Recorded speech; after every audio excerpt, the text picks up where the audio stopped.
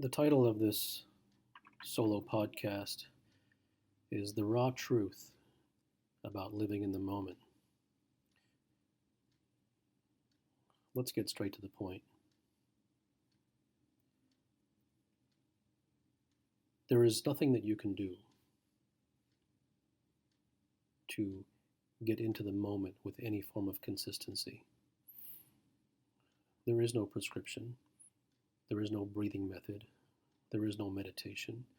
There is no mindfulness. There is nothing in the world that exists ever, anywhere, in any part of the planet that a human being can employ as some form of a doing or a prescription or a trick or a technique or a hack or a method, no matter how holy or how spiritual or how lauded it may be. It is not possible. This is yet another example of society leading people astray, and also, quite frankly, another example of people seeking to be led astray. The moment is an otherworldly element only because a human being has been led elsewhere by his belief systems and his conditioning. And where he has been led is into the realms of the mind. The mind which tells him who he is, the mind which tells him what is right and what is wrong, the mind that tells him what he must do, and oftentimes what he must do in order to get out of the mind.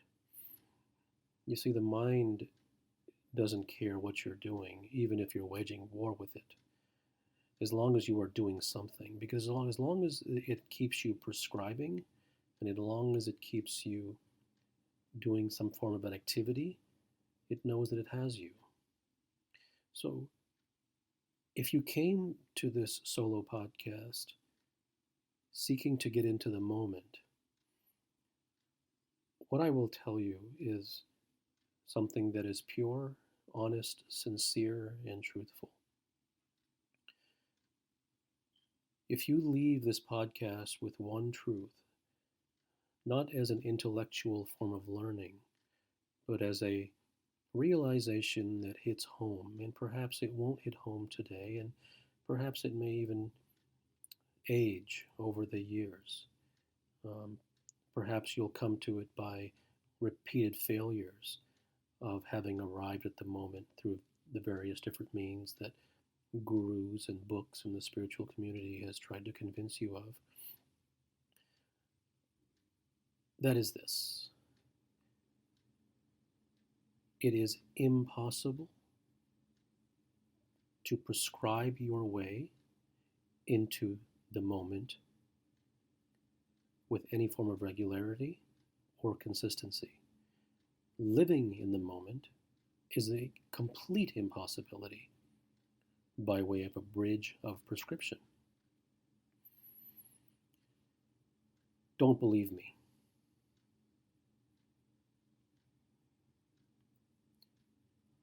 I will speak the truth. You can do with it what you like. Whenever there is an intermediary of prescription, the light is shined upon that intermediary. It never leads you. This is a bridge that goes nowhere. Then how about when a person does find the moment? Well, the person who finds the moment by accident, which is typically how it happens, he experiences the glory of the moment, and in that time there are no thoughts, and there are no feelings, and there are no emotions. It's this feeling of great peace. Probably the greatest word to say is it's overwhelming peace. Everything is settled. There's a sense of floating almost, that no matter what happened, it would be okay. But those things come very rarely, and they come, and even when they come and they go very quickly. So Is it truly possible to arrive at the moment and live there? Well, I have raised the question, and now I suppose I must answer it. The answer is going to be anticlimactic, because the answer is going to be yes. But you will not hear that yes. You will not hear it without hoping for a prescription that might follow the word yes. In finding the moment, in living in the moment, this arrives in what I call living in the cocoon of the moment. It arrives when someone truly desires it, genuinely and naturally, as opposed to viewing it as a success, as opposed to viewing it as a form of accomplishment. If it is a feather in the cap, it does not come. So, the idea that I want to get into the moment often is a very reactive idea. It is it's reactive to a feeling which says that one should get into the moment. It's reactive to the idea that it's healthy, proper, correct, spiritual to get into the moment. Those sorts of ideas, they don't have any power to sustain anyone. They're full of fumes. The person who seeks the moment genuinely is the person who realizes that everything in his life leads nowhere. That behind every door is an empty room. And no matter what the promise may be, it's always an empty room. Inside every sealed box are more sealed boxes, and as each one of those sealed boxes is opened, they're always empty. And please don't believe that either. It would be foolish to believe me. The only things that you should believe are the things that don't require belief, and that is your own direct experiences. One might wonder, why is it that one has not come to see that if they've opened 1,000 empty boxes and they have all come up empty, and they have opened 1,000 doors which promised many things, and yet when they opened every one of them, eventually they turned out to be empty rooms. Then why would one not come to the realization that all things in this life lead nowhere, and all things in this life are anticlimactic? Well, the reason is because of hope.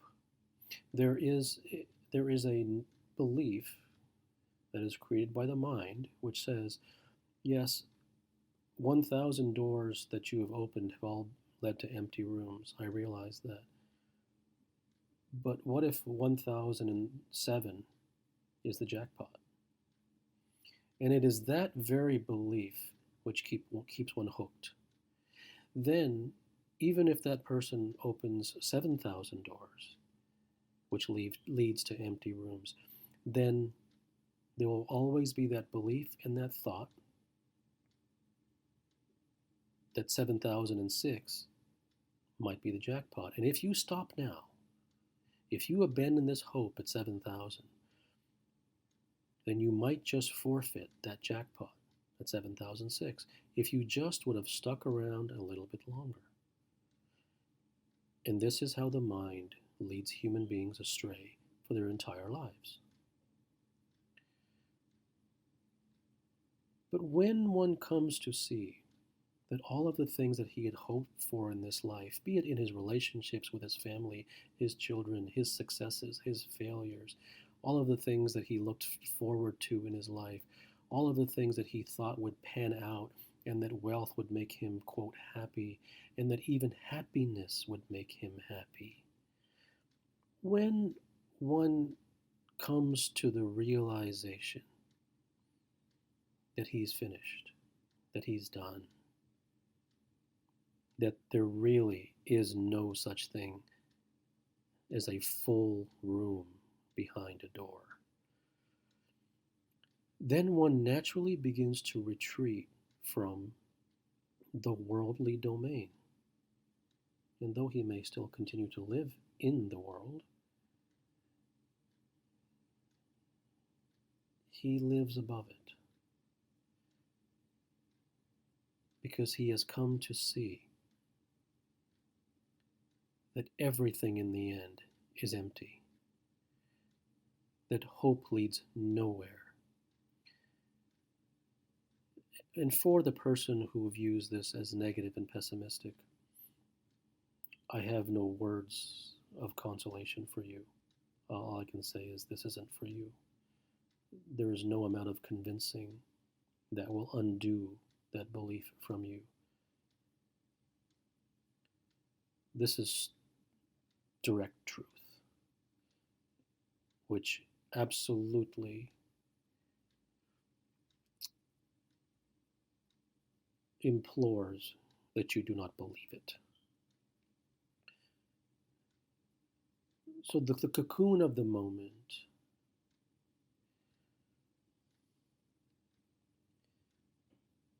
is a place that one arrives at, or the possibility of it arises, when one has no interest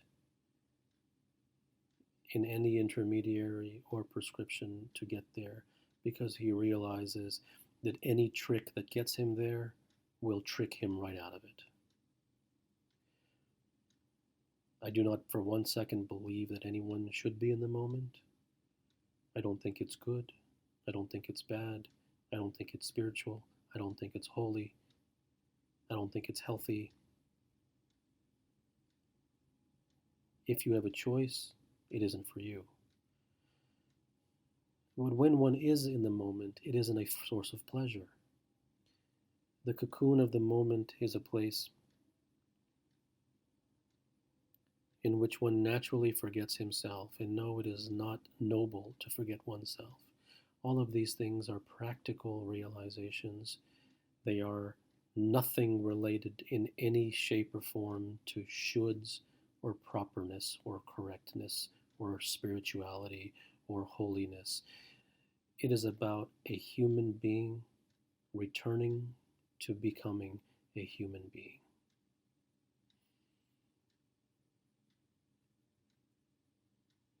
The one who seeks materialism in this world is no different than the one who seeks spiritual materialism. If one seeks a Ferrari and another person seeks a way to get into the moment, they are both materialistic people. And once again, in the same breath, is it wrong to be materialistic? There is no wrong. It is just that it leads to pain. It leads to frustration. If one enjoys pain and frustration, then one is free to do so. And I'm not being facetious. I'm being genuine. It is foolish to try to bring a human being out of his own miseries, because the implicit belief is that the person wants to be relieved of his miseries. There is great pleasure in misery, because where there is misery, there is comfort, there is a sense of identity. It's home. So the moment has nothing to do with any sort of doing in order to get there. Buddhist monks are not in the moment. Zen disciples are not in the moment. They're too busy following their own cultural beliefs and rituals to get into the moment. The person who does a prescription or is looking for a way to get into the moment doesn't see the contradiction in that. The contradiction that is inherent in that is that a person cannot get into the moment because the moment only exists when the person disappears. There cannot be two. So how can you bring yourself into the moment when the very act of you bringing a you with you prevents the moment? If there was no you, there would be only the moment. There is nothing else. Now, what is the truth, regardless of whether you are ready for it or not, or you're ready to believe it or not, which you should not be ready to believe it? The truth is that the moment is all there really is. There is nothing else. Because the moment actually never goes away. It is the only thing that never dies. It is the only consistency. And reality is judged by that which never disappears. That is truth. So the moment, the cocoon of the moment, is for the person who is ready. Not ready to get a taste, or so that he can feel a dose of pleasure and come back and talk about how wonderful it felt. There's no difference between that and having a lollipop.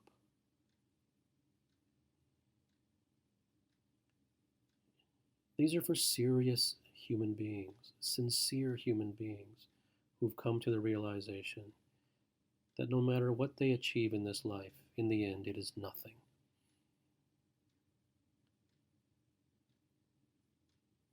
And the one who achieves the moment, the one